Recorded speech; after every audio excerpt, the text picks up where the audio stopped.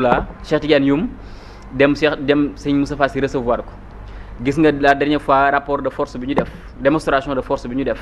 daal di invité El Malick mu ñëw te ñëpp xam nañ ni relation entre Ousmane Sonko ak sëñ Moustapha Sy am na nu mu ñagasee woon mais quand même El Malick moom am na lu mu nekk di jéem a lijjanti leneen te mooy yaa ngi gis réaction wu Cheikh Thioro Mbacké député de Mbacké. oui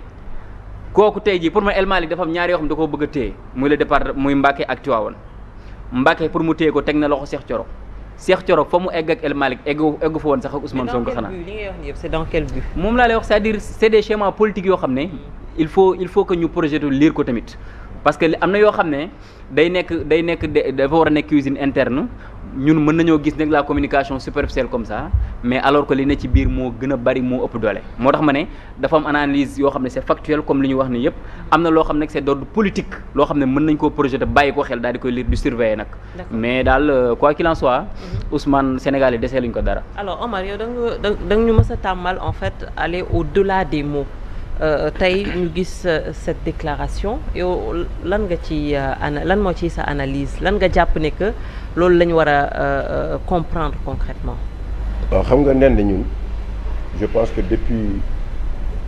Pastef nekk au pouvoir du ñu cesser di alerter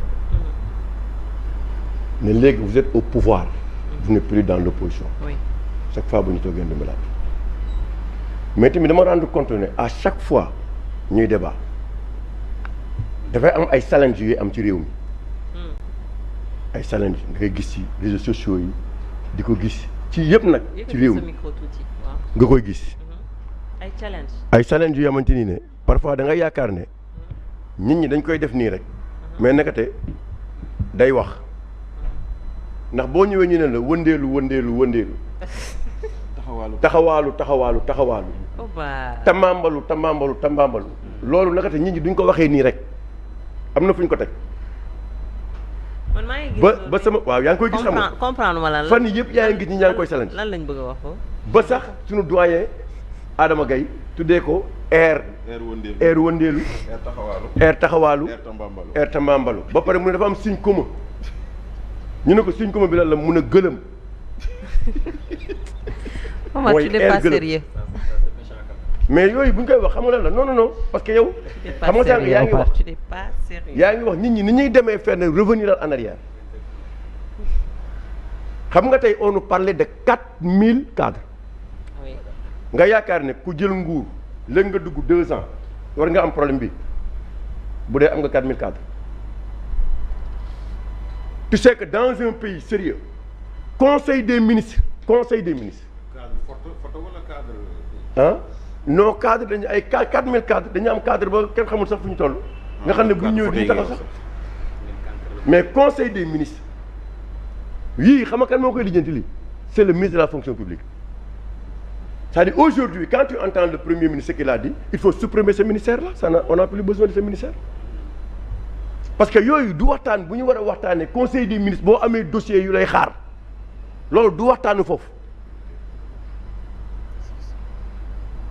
donc xam nga tey boo déggee ñu la doon wax appel à la candidature may nañ leen ko bàyyi nañ leen ko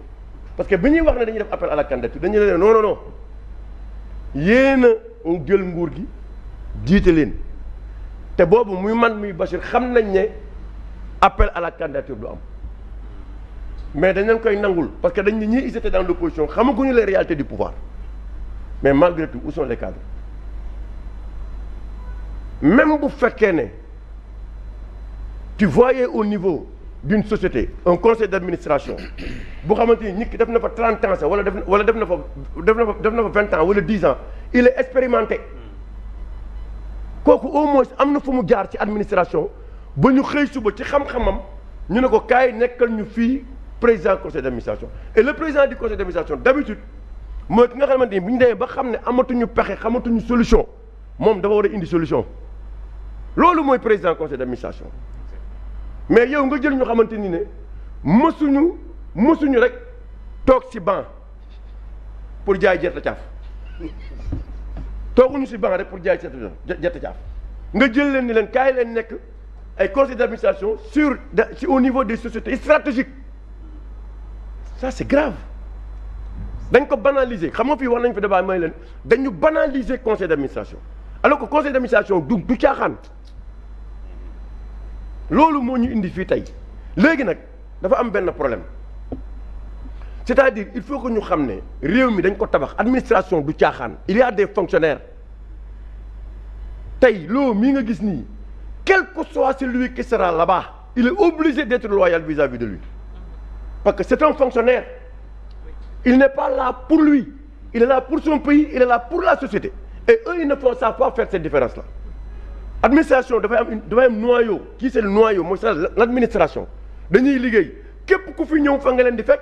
képp ku dem tamit fa nga leen di bàyyi mais ñoom ils savent même pas faire cette différence-là ñoom dañu gis les politiques yaakaar ne tous les fonctionnaires qui sont là-bas sont des politiques jël leen dugal leen ci même sac que les politiques moo indi situation bi ñu nekk nii moo indi gëlëm bi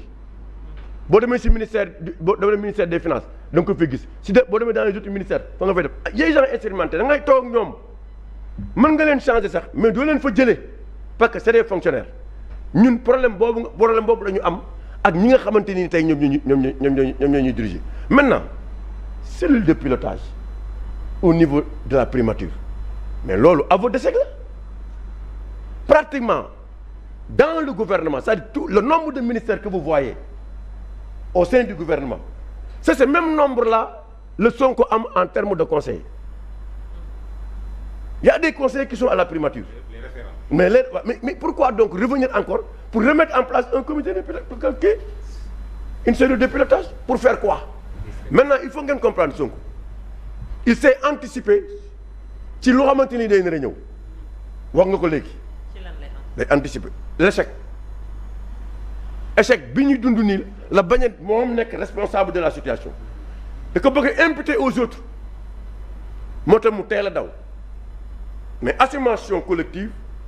bu fekkee yow da nga assumer collectivement s'il y a échec il faut que cet échec-là soit collectif ça doit commencer par toi-même mais léegi fu nekk nii commencé na xam na ne am na Sénégalais yi lu ñuy xaar dañuy xaar ba léegi gisuñu ko léegi il est obligé maintenant d'anticiper pour que suba bu ñu gisee problème ñu ne waxoon na ko Sonko waxoon na ko mais Sonko tollootuñu fu muy waxee waxoon na ko loolu léegi jeex na booy seet tey Sonko mënatul toog ne Sénégalais yi fekk leen ma fa lañ daan dafay mobilisation ñu ñëw fekk si ko foofu bu ñu ko xasee fal ba pare léegi nit ñi toog di xaar seet lu muy réaliser mais yooyu mu daan def nga xamante ne daan jàll comme ce qui s'est passé avec les 1000 milliards yi ko dimbali ba moo am autant de députés à l'Assemblée nationale léegi maintenant c'est fini ou day wane ne ñoom am nañu vision am na fu ñu bëgg a yóbbu réew mi lii la Sénégalais gis ñu commencé poser ay actes mais depuis bi ñu fi ñëwee ba léegi amul benn acte et là ça a commencé pas à commencer aujourd'hui Sonko booy seet bi même Barthélémy Diaz di dem di seeti Macky Sall xamoon na ne Barthélémy Diaz dem na fa mi ngi waxtaan ak moom mais dafa teel a daw tey la ko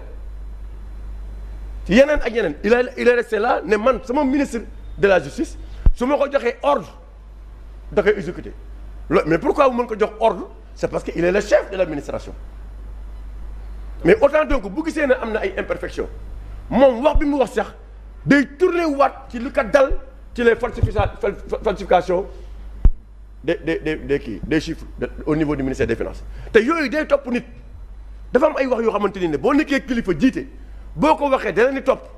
te loolu dina ko topp moom moo indi situation bi